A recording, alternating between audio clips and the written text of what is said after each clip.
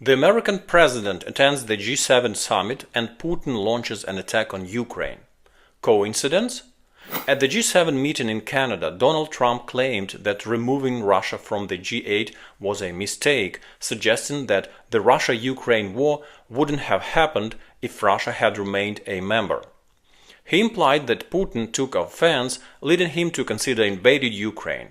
But the reality is clear. Russia was expelled from the G8 because of its invasion of Ukraine and its annexation of Crimea and Donbass.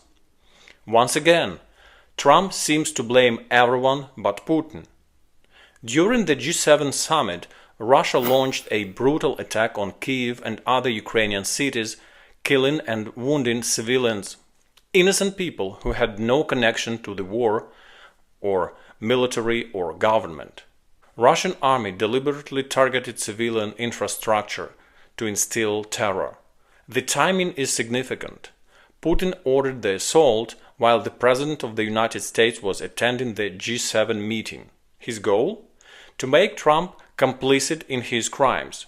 Naturally, Trump would have had to answer questions from journalists, with the world's press demanding a response from the leader of the United States. But instead of addressing the issue, Trump urgently left the summit. Why? According to Caroline Leavitt, the official reason was the Middle East crisis. While the situation in Iran is indeed serious, the world must not overlook the crisis in Ukraine. After all, Iran and Russia are allies. Putin pulled a similar stunt during Indian Prime Minister Narendra Modi's visit to Moscow. On the very same day, Russian forces struck Ahmadid Children's Hospital in Kyiv. The Russian dictator wants to drag world leaders into his crimes, attempting to show that he is not in isolation and that his attacks on Ukraine are legitimate. Putin is also exploiting the current global focus on the Middle East, believing that the intensified terror in Ukraine will go unnoticed. Speaking of the latest attack on Kyiv, Russia launched a massive missile and drone assault. At least 15 people were killed and hundreds were wounded.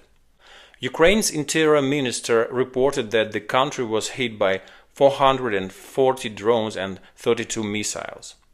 Even more shocking, authorities confirmed that some of the rockets contained cluster munitions. On this channel, I expose Russian propaganda and bring you the truth about Russia's war against Ukraine. Subscribe to stay informed. See you in the next video.